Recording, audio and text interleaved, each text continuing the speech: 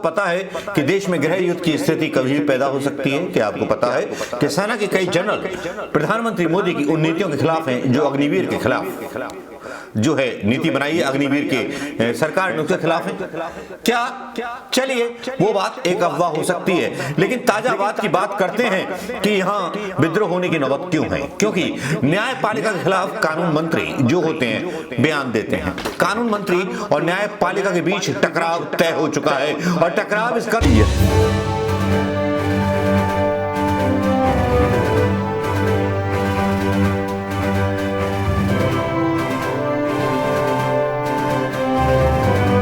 दोस्तों, मैं मनोज कुमार शर्मा आजाद हिंद आवाज न्यूज के लिए आपके बीच में जी हां लेकर के न्यूज। और न्यूज केवल ऐसी न्यूज जिसके बारे में किसी मीडिया ने कोई बात नहीं दिखाई। क्या दोस्तों आपको पता है कि देश में गृह युद्ध की स्थिति कभी भी पैदा हो सकती है। क्या आपको पता है कि सेना के कई जनरल प्रधानमंत्री मोदी की उन नीतियों के खिलाफ हैं जो अग्निवीर के खिलाफ जो है नीति बनाई है अग्निवीर के सरकार ने उसके खिलाफ है। क्या चलिए वो बात एक अफवाह हो सकती है, लेकिन ताजा बात की बात करते हैं कि यहां विद्रोह होने की नौबत क्यों है। क्योंकि न्यायपालिका के खिलाफ कानून मंत्री जो होते हैं बयान देते हैं। कानून मंत्री और न्यायपालिका के बीच टकराव तय हो चुका है और टकराव इस कदर तय हो चुका है कि पूर्व सुप्रीम कोर्ट के जजों ने किरण रिजिजू के मुंह पे तमाचा मारा है। और तमाचा कैसे मारा है, और ये न्यूज जो है पेट की बनाई हुई नहीं है, जी हिंदुस्तान, जी हां गोदी मीडिया की ही न्यूज है, जिसको सुनने के बाद आपको पता चल जाएगा कि ये कैसी न्यूज है। न्यूज को डालने की शुरुआत करते हैं। केंद्रीय विधि एवं न्याय मंत्री किरण रिजिजू का हालिया बयान काफी चर्चा में आने लगा है। कॉलेजियम सिस्टम पर कानून मंत्री द्वारा दिए गए बयान को लेकर कानूनविदों में यह चर्चा हो रही है। क्या विधि मंत्री का यह बयान सुप्रीम कोर्ट, कॉलेजियम और कानून मंत्रालय के बीच रिश्तों में उभरते विवादों की शुरुआत है। वहीं विधि मंत्री के बयान पर देश के कई पूर्व न्यायाधीशों ने तीखी प्रतिक्रिया दी है। जी हिंदुस्तान की भाई जी न्यूज की लॉज एंड लीगल टीम से बातचीत करते हुए देश के पूर्व मुख्य न्यायाधीश आरएम लोढ़ा के साथ ही 3 हाई कोर्ट के पूर्व न्यायाधीश जस्टिस प्रकाश टाटिया, जस्टिस गोविंद माथुर और जस्टिस आरएस चौहान ने विधि मंत्री के बयान का जवाब दिया है। यानी कि कानून मंत्री के मुंह पे तमाचा मारा है सुप्रीम कोर्ट के जजों ने। आगे आगे सुनते जाइए क्या क्या होने वाला है। पूर्व सीजेआई आरएम लोढ़ा, मतलब chief justice of India RM Lodha क्या बोलते हैं। विधि मंत्री के बयान पर पूछे गए एक सवाल पर देश के पूर्व मुख्य न्यायाधीश जस्टिस आरएम लोढ़ा ने कहा कि विधि मंत्री को संविधान द्वारा स्थापित सुप्रीम कोर्ट की व्यवस्था का सम्मान करना चाहिए। सुप्रीम कोर्ट की तरह ही कॉलेजियम सिस्टम भी 25 वर्ष से एक स्थापित संस्था है। जस्टिस आरएम लोढ़ा कहते हैं कि कानून मंत्री भी अपने विचार रख सकते हैं, लेकिन उन्हें देखना होगा कि देश में किस तरह से जज जुडिशियल कार्य के लिए ओवरटाइम कर रहे हैं, कैसे वे प्रशासनिक कार्य के लिए ओवरटाइम कर रहे हैं। हमारे पास बहुत अच्छे जज हैं, आरएम लोढ़ा आगे बोलते हैं। 1993 से पूर्व उसके बाद किस तरह से कॉलेजियम व्यवस्था हमारे बीच रही है ये हम सभी जानते हैं। हम पहले भी बहुत अच्छे जज रखते थे और कॉलेजियम सिस्टम के बाद भी हमारे पास बेहद अच्छे जज हैं। कुछ समय हमारे पास अच्छे उत्पाद नहीं होते, लेकिन ये हमारे हाथ की उंगलियों के समान हैं, जो कभी एक समान नहीं हो सकती। कभी कभी कुछ उंगलियां छोटी भी होती हैं। सीधे सीधे तमाचा मारते हैं Gogoi, chief justice of Gogoi पर 5 उंगलियां बराबर नहीं होती। एक कॉमेडी आएगा मेरा, देखते रहिएगा, उसमें बहुत खींचा है मैंने, टॉमी करके।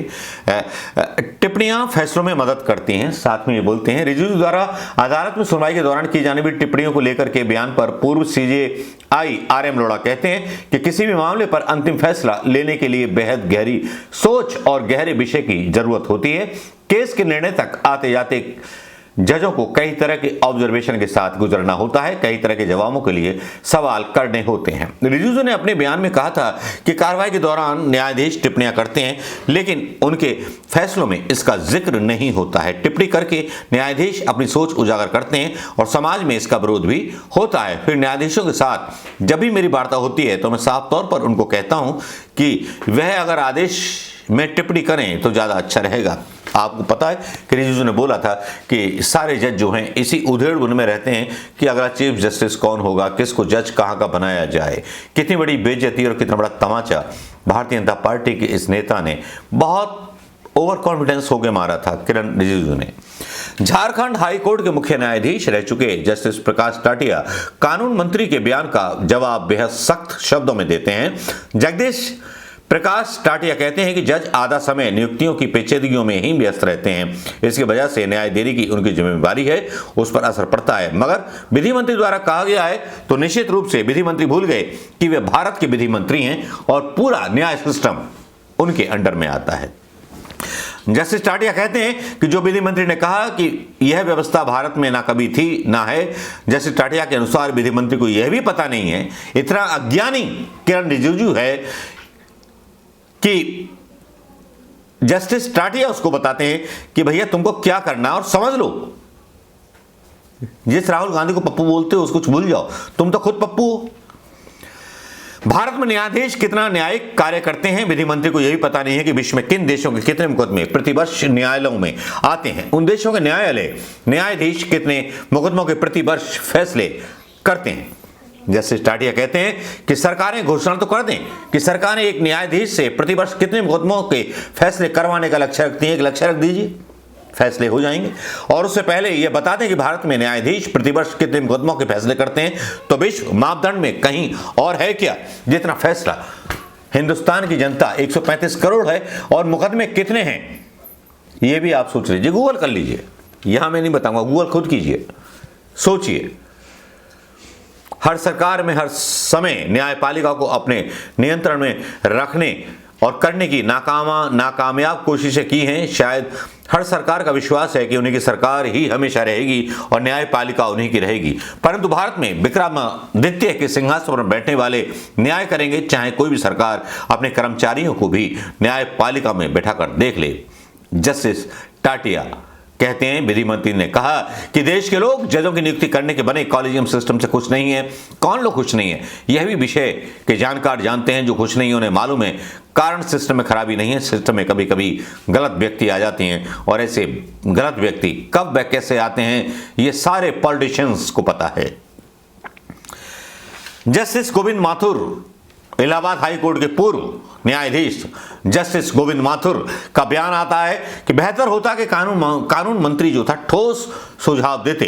जस्टिस गोविंद माथुर कहते हैं अप्रत्यक्ष रूप से विधि मंत्री न्यायाधीशों की गुणवत्ता और उनकी कार्य प्रणाली पर टिप्पणी कर रहे लगते हैं जो उचित नहीं है। बेहतर होता कि यदि कोई वो ठोस वैकल्पिक नियुक्ति प्रणाली का सुझाव देते। जस्टिस माथुर कहते हैं कि विधि मंत्री द्वारा कॉलेजियम सिस्टम प्रणाली पर सवाल उठाना और कॉलेजियम प्रणाली द्वारा न्यायाधीशों की नियुक्ति को लेकर दिए गए वक्तव्य में सद्भाविक चिंता कम और न्यायपालिका की बेवजह आलोचना का स्वर ज्यादा सुनाई देता है।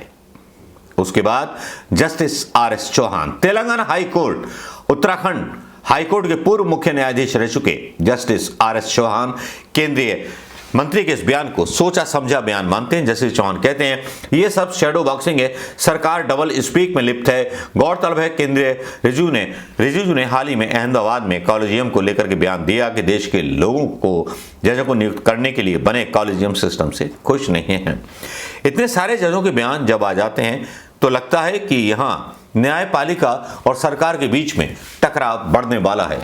इसीलिए मैंने आपको बोला कि शायद गृह युद्ध की स्थिति, कानून व्यवस्था, ये बात क्या हो सकता है कि बीएस चंद्रचूड़ को बुरी लगी हो, कॉलेजियम सिस्टम को बुरी लगी हो, जजों को सीधे सीधे बेइज्जत किया किरण रिजिजू ने, तो शायद इसकी प्रतिक्रिया ना आती तो क्या होता। अब आप फैसला कीजिए दोस्तों, फैसला आपके हाथ में छोड़ता हूं, क्योंकि बीजेपी का यही तंत्र रहा है। प्रेस को खत्म कर दिया, गोगोई जैसे चीफ जस्टिस से अपने मन मुताबिक फैसले कराए, उनको राज्यसभा की सीट दे दी, तब इस देश में बचा क्या? बचा केवल संघ बटा संघ =0। तो इस देश में बचेगा क्या? आज प्रधानमंत्री की नौटंकी भी चल रही थी, उसके बारे में अगला वीडियो होगा। नमस्कार, जय हिंद दोस्तों।